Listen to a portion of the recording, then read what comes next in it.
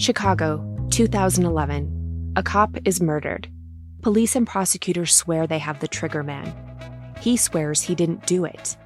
How far will each side go to prove they're right? Like it's just one bombshell after another, where you're like, what? The story of a PlayStation, a brain-eating amoeba, and the relentless pursuit of justice. Off Duty, out now. Listen wherever you get your podcasts. This message comes from Jackson. Taxes aren't something you can only think about once a year. With investments, planning for tax day is year-round. Fortunately, Jackson offers tax-efficient products. Visit jackson.com for more information on how our products can make your tax bill a little bit less painful. Jackson is short for Jackson Financial Incorporated, Jackson National Life Insurance Company, Lansing, Michigan, and Jackson National Life Insurance Company of New York, Purchase, New York. Howdy, howdy, ho, and welcome to Fantasy Fan Fellas. I'm Hayden, producer of the Fantasy Fangirls podcast and your resident lover of all things Sanderson. And I'm Steven, your bookish internet goofball, but you can call me the Smash Daddy. And we are currently deep diving Brandon Sanderson's fantasy epic, Mistborn. But here's the catch. Steven here has not read Mistborn before. That's right, hey. So each week, you'll get my unfiltered, raw reactions to every single chapter. And along the way, we'll do character deep dives, magic explainers, and Steven will even try to guess what's next. Spoiler alert, he'll be wrong. Newsflash, I'm never wrong. Episodes come out every Wednesday, and you can find Fantasy Fan Fellas wherever you get your podcasts. Hello and welcome back to the Psych Legal Pop Podcast. This is a podcast where we talk about popular culture through the lens of an attorney and a therapist. I'm Tess Brigham. I'm the therapist. And I'm Brooke Brigham. I'm the attorney. And we are back with Sister Wives, Season 20, Episode 12. What if we work this out? Question mark. I don't think so. No. Well, before we begin, I just want to say, so I listened to the episode that you did with Amy last week. Yes. Okay. And I have a bone to pick with you. With me? Okay. Yes. Oh, no. Shit. Because you said, so you were talking, I forget the exact context of this, but you were talking about being a therapist and how difficult it is, like talking to people and the energy that it takes, or something like that. Yeah. And then you said, like, Brooke, all she does is sit around all day and think and write briefs. No, okay, that's not what I meant. I meant it like my job is just as difficult as your job, but people don't respect us the way they respect lawyers. Like lawyers, I mean, people might bitch and moan about the amount of money, but like therapists can't charge $1,200 an hour. True. Well, so, most lawyers can't either. Yes. I was comparing my job to your job, and that it was like everything's in here. Everything's in your head. That your head and your brain and your ideas are everything. Right. But I mean, I do talk to people. I counsel clients. I know you do. Lawyers are called counselors at law. I was just like, the way you said it was like, well, she just sits around all day and thinks. No, I did not. That's not how I meant it at all. I just get a little worked up. I know. It sounded the disrespect. No, it's totally true. That thing about the downgrading of the professions or whatever. Because it's a women's total bullshit. It's a woman's profession. You're in a man's profession. So while people will make lawyer jokes, how many lawyers does it take, right? People make lawyer jokes, but they still respect them. They still encourage kids to go do that thing. It's doctor, lawyer. It's still a very important job. And I think I was just feeling, we were both Amy and I both were sort of this, because they're declassifying nurses and therapists and social workers and this whole thing that's happening in the Department of Education and teachers. And again, these are all primarily female dominated professions. Yeah. And mandated reporters, too. And mandated reporters for all. But the other thing, too, is what I find interesting is, as you bebop around in law, is there really is, like, there are a lot more women that do divorce law. There are a lot, it seems to me, like family law, divorce law, child custody, a lot more. I mean, I will tell you, I've met with male divorce lawyers and I met with female divorce lawyers, and the male is always like, well, we get in there and we fight. And the female is always like, I try to make it so easy for everybody. I just want the children to be okay. I mean, there's a very different vibe to it. as well. Yeah, no, it's true. Men and women are very different, and Yes, they are. Whatever you're doing. I am sorry if I hurt your feelings. That was not my intention. I didn't mean it like that at all. I'm just giving you a hard time. All right. Well, so I have a bone to pick, but not with you, but with TLC. Okay. I have a bone with pick. I do not like how they're doing this Kody apology tour and making it like he is going on the road, like he's goddamn Taylor Swift. Right. Like he's hitting the road and he's doing his quote unquote apology tour. It's like, you've got 3 stops, 3. Mm-hmm. And, yeah, okay, you have to drive to 3 different places or go to 3 different places, but why does this have to be an apology tour? I mean, I just find it gross. It's kind of gross. Yeah, it's exploitive because it's like, it's as if at the end of this tour, everything's going to be fine. Yeah. You know, I'm just going to go out on tour. I'm going to apologize to everybody. And we see in the scenes from next week's episode that David calls him out on this and says, well, you know, you need to start with your kids. You know, you shouldn't be starting with the wives that, you know, should have started with the kids. Yeah. I mean, this is ridiculous, you know, and Kody's just doing it also, you know, to also capitalize and look better on the special forces. And we see this week where he's starting to train. Oh, yes. God, that was uncomfortable. That's the first, it's the first scene. It's the first scene. First thing we see is we're in Flagstaff and Kody is in all black with like a hood on and a visor and this giant backpack. And all I could think is, oh, this must be the beginning of the training. Yeah. This must be it. They must have told him, like, this is how heavy the backpack's going to be. And he's like, okay, I'm going to put that on and start running through my compound. Yeah. So, yeah. So then he gets back to his garage, which is just, you know, if God forbid there be an earthquake, I mean, he will be killed by all those boxes. I mean, there's just boxes, those totes, just everywhere. No room for a car in there, and it's a huge garage. But so we have a couple exciting things going on here. Kody is working out, and then Robin's. All of a sudden, we hear hello. Well, first he tells us he has to stay fit because his wife is 11 years younger. Oh, yeah, right. Again, you know, you've always got to remind us of these things. We know. Not a big deal. We know. And we know this has nothing to do with her being 11 years younger. We know you're going on special forces. We've already watched it. Yes. Yeah. But you're talking about when she shows up and then he starts showing her his pull-ups.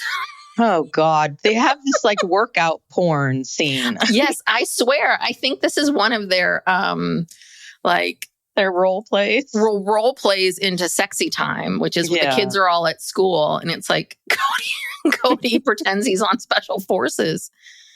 And Robin's an admirer.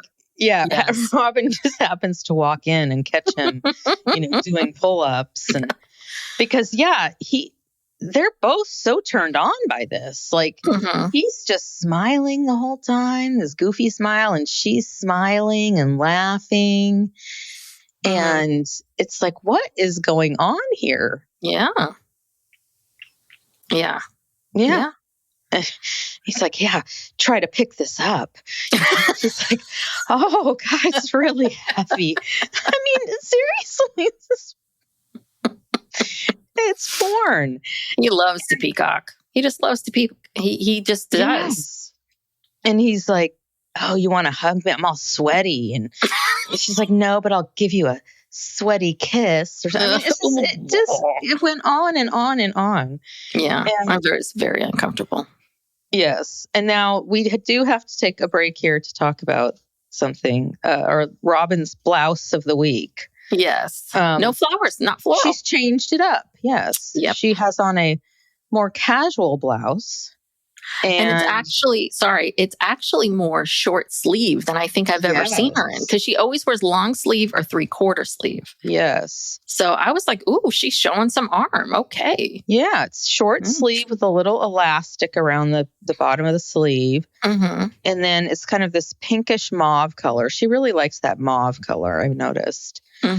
And then there's this wide band of eyelet around the round neckline. And yeah, this is really a departure for her. Yeah. It's From exciting. Yes. What a time to be alive. Okay. Oh, God. And then Robin says, she is turned on by Kody's, whatever he's doing. But she's most turned on when he's being a good dad. Yeah. I'm like, so that means when? Never. Like, yeah, a good dad to your children. To your kids. Yeah. To your kids. You don't give a shit how he is with these other kids. Because that's the other part of it too, is Robin acts like she has no influence. And it's like, do you not see how much this man is running around desperate for your love and attention, desperate for your validation? No, he does. And he does. And that's the part that really bugs me. But then this was weird. She says to him, well, you've been home for a while. How did it go with Janelle? I'm like, that is so stupid. So what? Dude, he told you what happened with Janelle on the car ride home back to the hotel. Right. That's when he told you. Yeah. So it's like, why can't we get that? Why do we have to get this? Where he then has to go back and pretend like, oh, that's right. We've never discussed this, even though this is the one thing we've talked about the most in the last 2 months or however long it's been. What was he? He said, I had to get my mindset in a funny place. I have to forgive in order to apologize. He feels better when he apologizes. So what does Janelle need to be forgiven for? What did she do? Nothing real. I mean, she left him. That's what he is. That's what he was mad about. That she, and I think in his mind, what he thought was, this is all Christine's fault. Christine influenced Janelle and got Janelle to leave me too and told her a bunch of stuff and blah, blah, blah, blah, blah. And I now have to forgive her for these things. And I'm sure also forgive her because a bunch of your kids don't like me anymore. And I think it's because Janelle's kids. Janelle's kids, because they're the most outspoken. So there is a little bit of, your kids are the ones that I've been battling against. And you didn't stand up for me. You stood up for them. That's what he has to forgive. But he did. He called her the easiest of the chores. I'm like, so this is not. That's why it bugs me that TLC is doing this apology tour. Because this is not sincere. A chore? If this is a chore, he shouldn't do it. Yeah, if you don't want to do it, don't do it. She doesn't care. But Kody's most worried about Christine because may get angry or laugh at him. Which I think is very interesting because this has always been something that, what do men and women fear the most? Men fear women laughing at them. Women fear men killing us, but you can see the differences, but it's true. It's true. Like I saw this comedian the other day and she was asking this guy from the stage, like, well, what's the one thing that you worry about when you go on a first date? And he's like, oh, I don't know, spilling on myself. And then she asks a woman and she said, dying, getting killed, getting raped and murdered. And the comedian's like, yes, that's the right answer. Yeah. So that's what I'm saying. Kody is not an original person, but he wants tenderness and grace. And he is prepared. He's talking about, he's kind of like prepping himself for Christine. He's prepared for a different experience. He's scared of Christine and Meri. Yes. I think he should be more scared of Meri, which he probably is, which is why she's last. Yeah.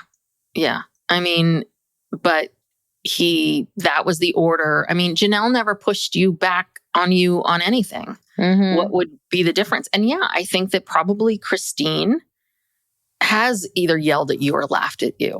And the fact that she gray rocked you at the end there, that bugged you.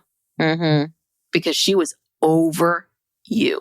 Yeah. And your shit. She was not. You don't like that. At all. Yeah. Not at all. Yeah. Well, okay. Now we have to go to Parowan. Yes. God, Meri really was annoying in this episode.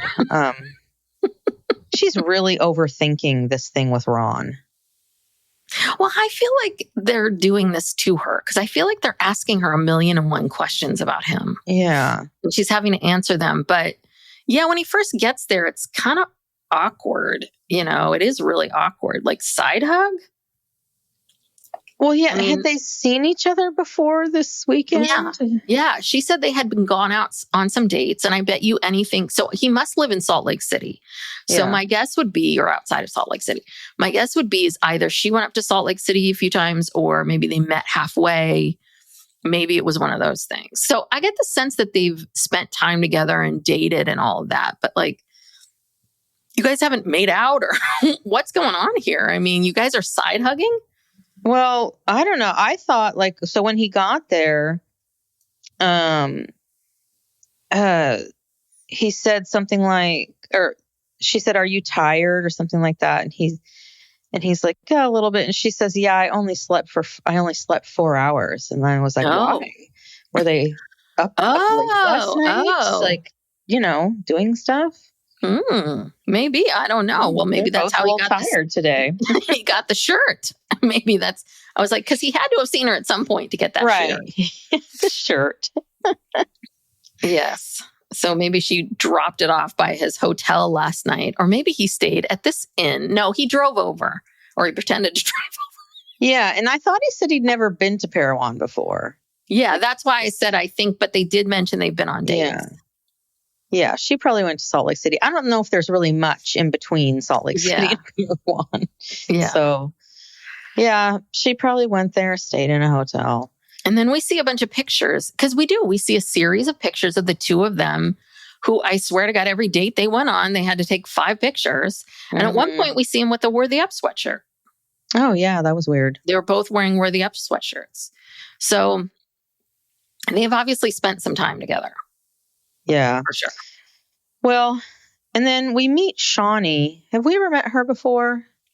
No. Meri's friend. I don't know. She's helping with the fundraiser. Yeah.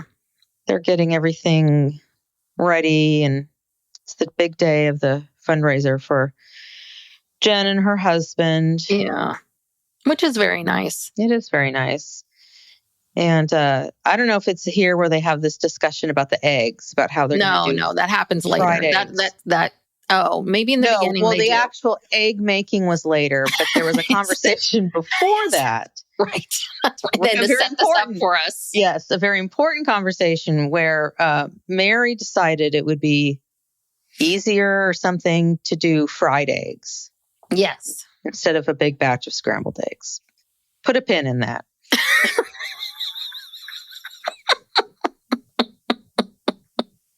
Okay. Oh, God. Then we have to go to North Carolina. And because I guess Maddie's like, I got a new baby. I'm not filming with you. You need to find some friends, Mom. Well, yeah. And Christina and Angela, they flew them to North Carolina? Mm-hmm. Or there was some kind of plexus thing. There's some sort of plexus thing happening that they could do a combo or something. I don't know. Yeah, well, and it's come out that other woman that was in New Orleans, what was her name? Oh, the one that she knew for the long time. Yeah, she's the PR person for the Brown family. Like, they all know her. Okay. I think her name was, is it Alicia? I believe, but yeah, she's their PR person. Janelle's quote-unquote friend. Okay.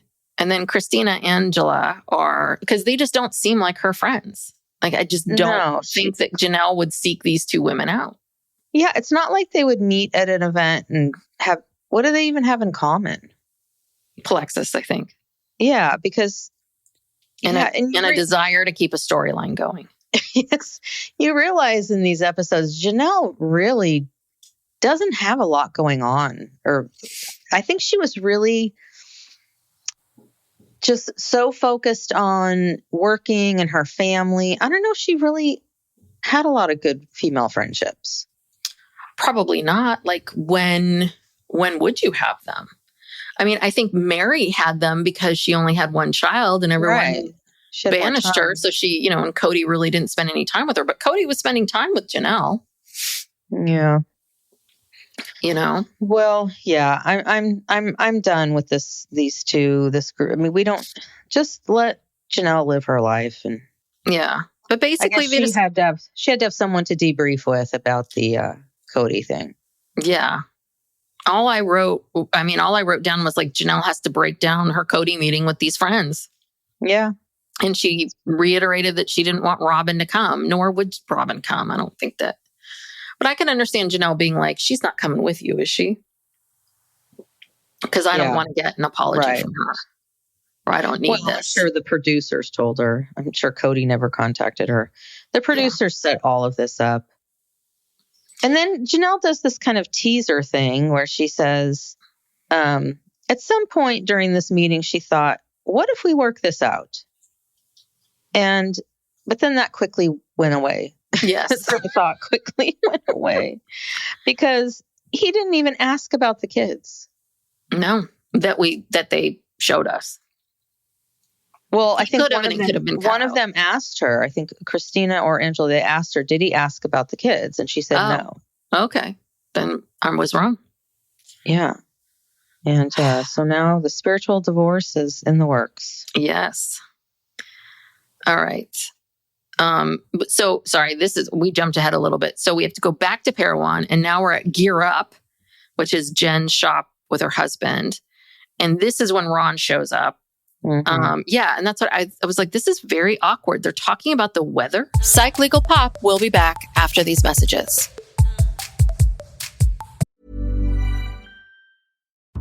Chicago, 2011. A cop is murdered.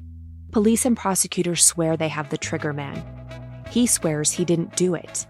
How far will each side go to prove they're right? Like it's just one bombshell after another, where you're like, what? The story of a PlayStation, a brain-eating amoeba, and the relentless pursuit of justice. Off Duty, out now. Listen wherever you get your podcasts. Howdy, howdy, ho, and welcome to Fantasy Fan Fellas. I'm Hayden, producer of the Fantasy Fangirls podcast and your resident lover of all things Sanderson. And I'm Steven, your bookish internet goofball, but you can call me the Smash Daddy. And we are currently deep diving Brandon Sanderson's fantasy epic, Mistborn. But here's the catch. Steven here has not read Mistborn before. That's right, hey. So each week, you'll get my unfiltered, raw reactions to every single chapter. And along the way, we'll do character deep dives, magic explainers, and Steven will even try to guess what's next. Spoiler alert, he'll be wrong. Newsflash, I'm never wrong. Episodes come out every Wednesday, and you can find Fantasy Fan Fellows wherever you get your podcasts. They're having a weather conversation, and then they finally kind of moves in. It gets better, a little more flirty. But the thing that I was most struck by was how happy Meri was that this guy drove. I don't know how far Salt Lake City is from there, that this guy drove these hours, got a hotel, maybe spent the night, got up the next morning really early, put on the damn shirt, came in.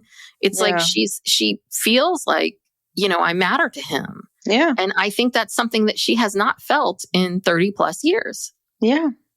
And you can see. Yeah. And so I don't know. Ron he seems a little goofy, but it's like kind of maybe they are good for each other. They seem to be each other's speed. Yeah. Because also he's never been on television like this before. He's probably very nervous and he's trying to just, do everything right. So, but yeah, I like Ron. I think he's attractive. He seems nice. He really pitched in and helped. Yes, he did. He was making the eggs and the pancakes, and he was. I like Ron. I give him a thumbs up. Yeah. So, and then we have to go back to North Carolina, and this is where Janelle says, "I did wonder if they would work this out." And then she also said, wondering why he's so remorseful now. I'm like, because the public has spoken. That is why he's remorseful now, Janelle. Yeah. And if he wants to stay on TV, he's got to at least try to apologize. And then Janelle says, I was going to bring up the kids, but, and then I guess she didn't. Maybe she just kind of felt like, and again, I think this is why Janelle will take the apology, but doesn't really care, which is, I think she knows I should probably bring up the kids, but this is then going to go south really fast. I know how Kody is. I know how it is. If I just want to make this pleasant and nice, because Janelle's an avoider, then I'm not going to bring up the kids. Yeah. Because that's, again, this is why Kody likes Janelle. She's an avoider. She does not confront. Christine does. A lot more now. So does Meri. All right. Yeah. All right. So let's do it. We're going to Vegas. Yeah. Christine and David are in Vegas, and they got a call from Kody, and he wants to extend an olive branch. So David, of course, has to give poor Christine a pep talk. Like, I got you. I got your back. She has no trust in Kody, which I can expect. Now, this is interesting. Kody then says, it would be good for me to get to know David. David has made a lot of comments about me, but you don't know me. David should get to know me for me. And and Kody also claims that he asked David to come. Yes. Which maybe it's true. I don't know. But Christine was not going to come without him. No. But the other thing too is, you want David to get to know you, not because he lives in the same home as your daughter, truly, not because he's around all these other children and your extended children and grandchildren. You want to get to know David so that he knows you, so that he will stop making comments about you. And you think that, and I think that's the thing. And maybe this is what spurs David on to bring this up, which is a little bit of, David has the right to comment. This show is about commenting on each other. Right. Now this guy is in her life. Yeah. You can comment on David if you'd like. Right. So comment. Go ahead. But the thing is that because he knows David's got his number. That's what bugs him. Yeah. Yeah. He's just only thinking about himself. Like, you said this about me. And then he's got Robin in his ear saying, well, he doesn't even know you, and blah, blah, blah. Well, because Kody says he then has to qualify everything by going, well, others are guilty too, but I'm not going to focus on that. I want to wash that away. Like, I've been wrong too. I'm like, this is narcissist 101. And that's why I hate this apology tour, because you're just feeding into this narcissism, and it's ridiculous. Yeah. It's ridiculous. Like, don't. None of this is sincere. No, not one iota of it is. And because we haven't seen anything since, you just apologized to all these people. Okay, didn't start. Then you didn't even take the next layer of your kids. How many months later are we out now? Yeah. This was filmed months ago. So, and nothing has happened. He hasn't mended any relationships with his children that I'm aware of.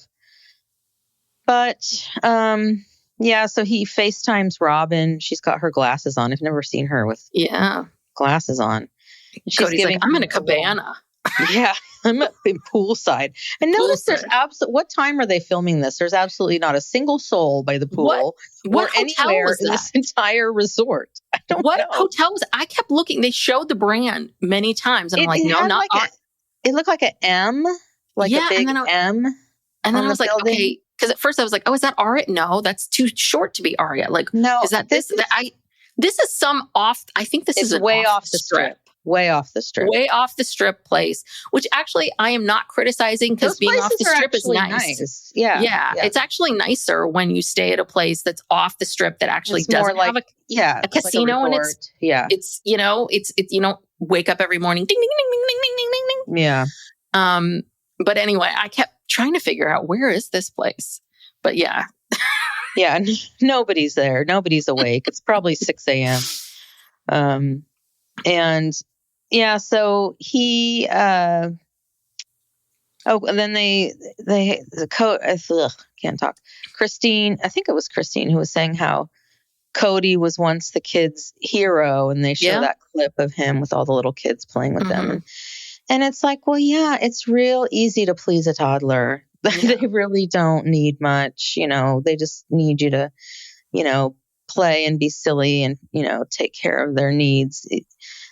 Having adult children is hard. It's complicated. It's harder than, any other stage, because those other stages, you're the parent, you still have that, that card in your hand. Yep. But once they're adults and they're living their own lives, it gets much trickier. It's really, really hard.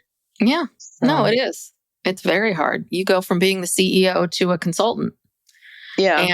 And the other part about it is you're a consultant that is still having to, because it's a weird place to be in because you're probably still paying for insurance and other things. Mhm. But if your kid has a drug problem, you're probably paying for you can pay for their insurance, but you can't make them go to rehab. So you Right. can help them pay for it, but you can't make them go because they're over 18. So that's the thing. It's hard because you're kind of stuck. Everyone's stuck in this in between. And it takes a lot of emotional intelligence to to navigate it in the best way that you can. And Kody doesn't have that. No. And neither does Robin. That's why they don't let No. their kids grow up. Right. She won't even allow her kids to be adults. I feel like they're the polar opposite. But yeah, we hear like Cody's talking about how he's worried about Christine's mood, because she was so moody. Yeah, she was moody because you didn't ever talk to her. You were so mean to her. Right. Yeah, she was moody because she'd been waiting for you all day long. She'd been keeping your food warm for 4 hours while you're doing Robin's laundry. Yeah, maybe by the time you arrived, she was pissed. So I just, anyway. Yeah. No, and okay, then so we got to go back to Parowan again. God, this back and forth shit is really. I don't know why they just don't do where everyone has their own segment. Because they're not interacting. So no, they're not. Well, she's got Ron on the grill. Ron loves Parowan. He just thinks it's great. He was just happy to be invited. Again, I'm thinking, hey, Meri, he likes Parowan. He seems to be into it. This might be good. But this is where the fried egg versus scrambled egg controversy. And I just wrote down, we spent a lot of time on this. We spent an enormous amount of time on these eggs. Like, really? Well, because it demonstrated Meri's real controlling nature. It's like she was genuinely bothered and upset by this. So, here's Amber and Ron volunteering their time.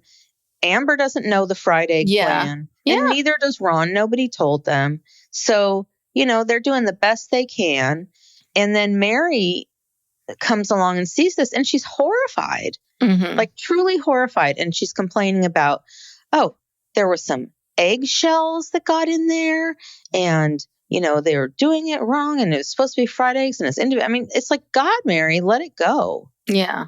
Let it go. Well, you know what I think they were doing that I really don't like, which is, you need to put all the eggs together and beat it together first and then pour it in the pan. Now, some people, I think was kind of strange. I think what they were doing is I think Ron was just cracking eggs on top of eggs on top of eggs. And it wasn't mixing correctly. It looked kind of gross. Yeah, it didn't look pretty. No, but I'm sure they, I don't know. Why do you do pancakes and bacon? Pancakes, bacon. Why? And juice and coffee. Why do you need eggs? You don't. Right. You on an outdoor griddle, that's real tough. It's too complicated. That's too complicated. So I don't even know why they were doing eggs to begin with. Yeah, Meri just got so bent out of shape and at least Amber stood up to her and poor Ron was just like, uh-oh. Yeah. Anyway, that was that. Yes. Okay. So now we're going to Anthony's Steakhouse. And Kody's like, I had to reserve a private room. Why? Why couldn't you sit in the cabana?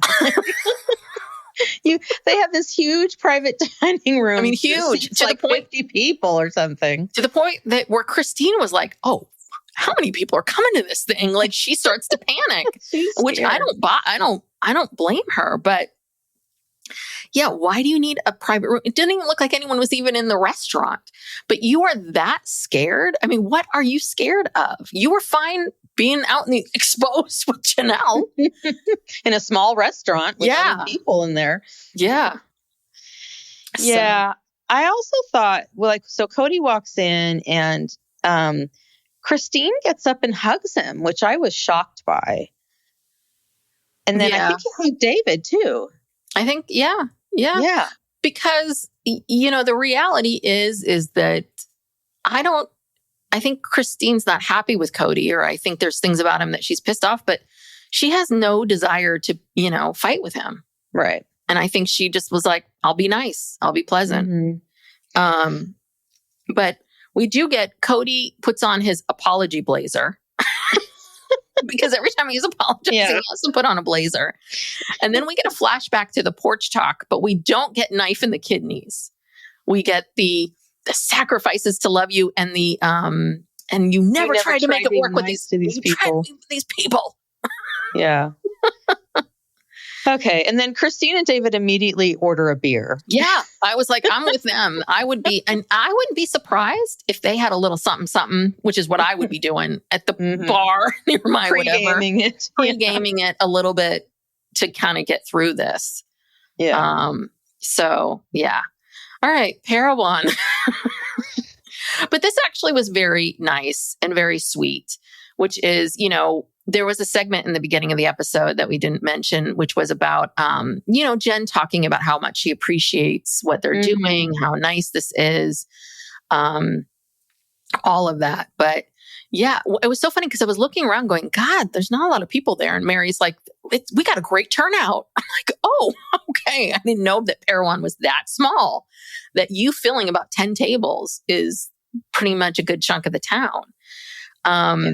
And then Sean, who has cancer, who is Jen's husband, goes into this whole thing of like, Meri is like a sister to me, and I see how much she loves, and she, he adores her and he cares about her, and he just thinks she's great. Yeah. And is appreciative. Jenn is grateful, lucky to have a best friend like Meri. Yeah. Yeah. Well, that's great. So they're good for each other.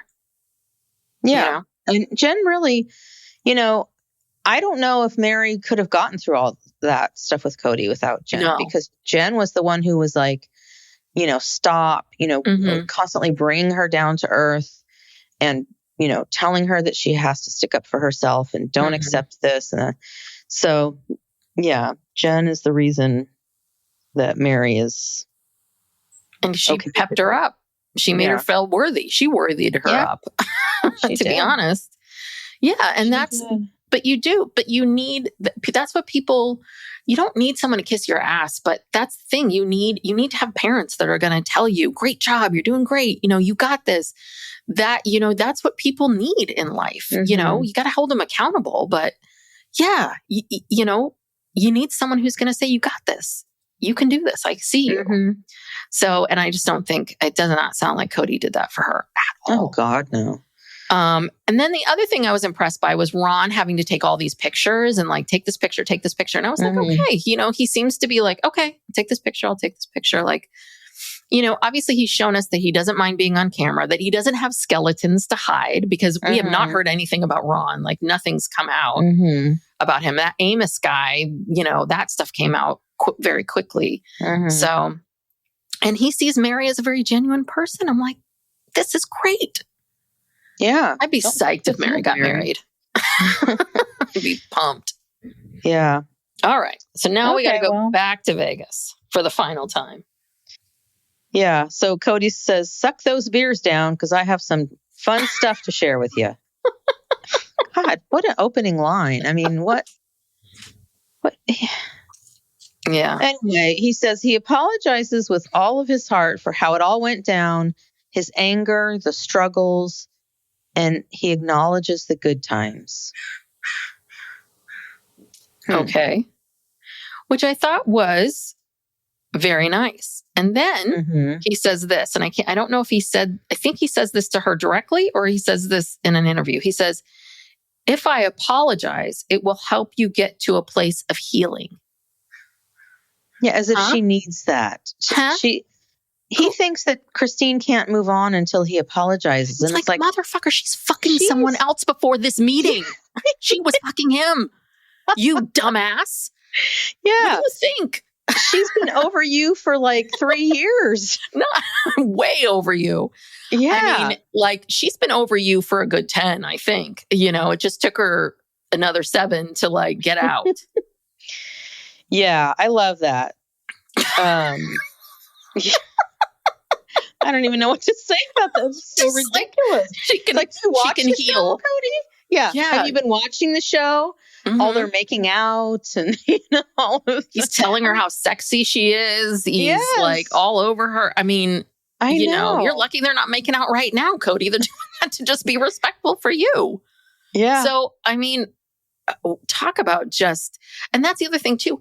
They've all moved on. None of them live in Flagstaff. None of them No. live near you at all. They all left. Yeah. The minute they could, they left. So Yeah. I just love healing. Oh my God. Well, and then David goes, so what did you think about this with David? Because David says to Kody, I want you to know that I see your point of view. Like, I try to give her the male point of view and see it from my perspective. And then Kody, I think in the interview goes, well, David wants to be part of this conversation, but it's not about him. And it's like, well, then why did you invite him? Yeah. It is about him. This is his wife. And he is living with your child, Kody. Yes. He sees her every goddamn day. He's taking care of her. Exactly. Probably emotionally and financially. Yeah. And he's also, I think, trying to say to him, because, Kody just brought up that David's saying stuff about him and he doesn't even know him. And David's trying to say, look, I understand how you feel. I'm not trying to badmouth you or whatever you've seen or whatever your complaints are. Let me tell you that when the cameras are not there, I am, trying to express your point of view from a father's point of view. Or maybe this isn't what TLC is showing you. Maybe he says it every time, but they just they cut that out. Yeah. Who knows? That's the other thing too. Yeah, I think they want to keep the drama going. So they're not going to show scenes of David reasoning with Christine about Kody and whatever. So, yeah. And the big apology, he apologizes for saying he didn't love Christine. And Christine is really unfazed by this. It's not like she's like, oh, God, thank you. She's like, she says this isn't about her. It's about Kody. Yeah. He's the one who needs this.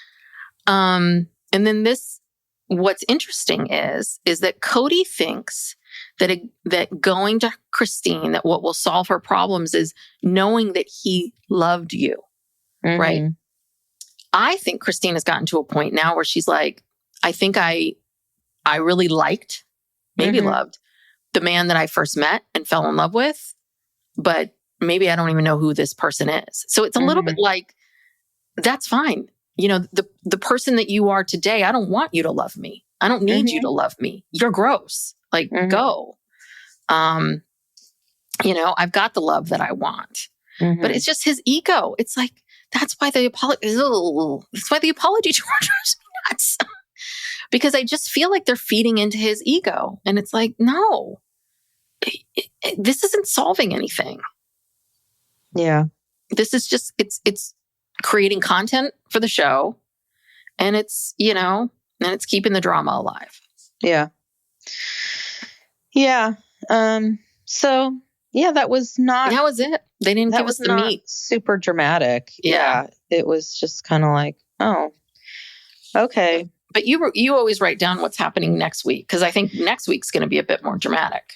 Well, yeah, this is where they show David, telling Kody that he needs to apologize to his kids. Sure, that pissed Kody off. No, but no one gives a shit about your apology to Christine. Everybody, I'm sure that pisses him off. And then I wrote down, he was talking to Robin. And I think talking to Robin about this thing with what David said. And I don't know. She's just piling it on with him. You know what I mean? She's just like stoking the fire. And she does that. It's like she tells him, oh, go out and do this. And if it doesn't turn out the way she thinks it should, then she starts putting these ideas in his head. So who knows where that's going to go? Yes. So then Janelle sends a text to the powers that be regarding a spiritual divorce. And then Meri is getting ready to go talk to Kody. It's her turn. Yeah. Oh, God. Do you think Jenn will be there? I want Jenn to be there so badly. Yes. I hope Jenn is there. God, I hope. And did you see that Jenn got a solo interview? Couch, chair interview? Mm-hmm. So she's Meri's partner now. Yes, she is. So I feel like we definitely need to see her at that apology tour. Yeah. Because that would be great. But I bet you anything Kody's like, Jenn can't be there. Jenn can't be there. Yeah. Well, Jenn will come with her in the car for sure. She'll come with her. But to the actual apology, oh yeah, no. Kody hates Jenn. Yeah. So. Yes. Yeah. So, God. All right. So what's going to happen? So we have the Meri is next week. And then are we just going to go right into the tell-alls? I feel like is this the end of the season? Oh, then, yeah. So it is 13 episodes and then we go into the tell-alls and then maybe maybe this is the end. I don't know because, last season was something like 27 episodes. It was so long. Mm-hmm. And this has only been 13. So I don't know. I guess we'll find out next week. If we see the upcoming, scenes from the tell-alls. Yes. Okay. Yeah. Well, that is it for this episode of Sister Wives. Thank you so much for joining us and being part of this. If you have a hankering for more of this, go check out our Patreon where you get all these shows ad-free. You get a weekly bonus. And then for our higher tier, you get all that plus a monthly true crime that's just exclusive to Patreon and an Ask Us Anything. There's other ways to support us. You can subscribe to the podcast, follow us on social media, give us a 5-star rating and review. Those really do help us and get the word out. And yeah, I think that's it. Yeah. Thank you so much for listening. Thanks. Bye.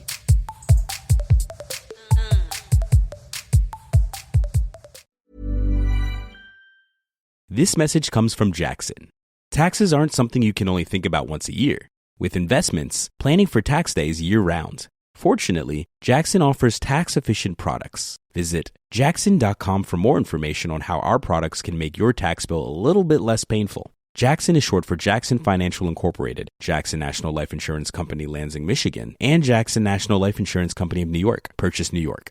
Howdy, howdy, ho, and welcome to Fantasy Fan Fellas. I'm Hayden, producer of the Fantasy Fangirls podcast and your resident lover of all things Sanderson. And I'm Steven, your bookish internet goofball, but you can call me the Smash Daddy. And we are currently deep diving Brandon Sanderson's fantasy epic, Mistborn. But here's the catch. Steven here has not read Mistborn before. That's right, hey. So each week, you'll get my unfiltered, raw reactions to every single chapter. And along the way, we'll do character deep dives, magic explainers, and Steven will even try to guess what's next. Spoiler alert, he'll be wrong. Newsflash, I'm never wrong. Episodes come out every Wednesday, and you can find Fantasy Fan Fellas wherever you get your podcasts.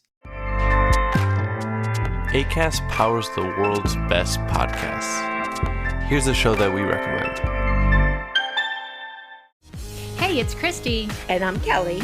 You might remember us as the OG partners in crime from Dance Moms. Well, this is Back to the Bar, the podcast where we drag out every insane, chaotic, and iconic moment from the show. We're spilling the tea, calling out all the BS, and sharing stuff you definitely didn't see on TV. New episodes drop every week, and yes, we're laughing through the drama. For once. Follow, grab a drink, and join us as we go back to the bar. Acast helps creators launch, grow, and monetize their podcasts everywhere. Acast.com.